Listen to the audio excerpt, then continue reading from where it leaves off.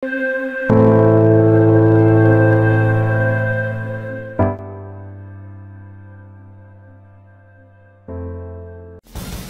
ng lokal na pamahalaan ng Pasig City na tututukan nito ang insidente ng bullying na kumalat sa social media.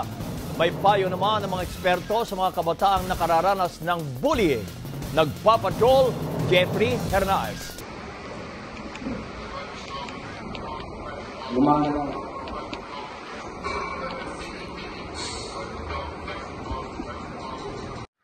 I-upload ko na nga lang tong vlog ko para naman mapanood ng iba.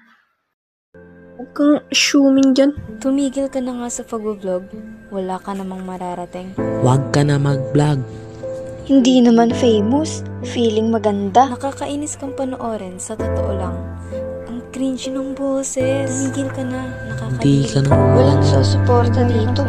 Pustahan pa tayo eh. Nanggagaya ka lang naman ng content. Tsaka huwag kang pakitang tao. Sa ng pag-aaral, milyon-milyong mga tao, lalo na ang mga kabataan, nang nabibiktima ng cyberbullying.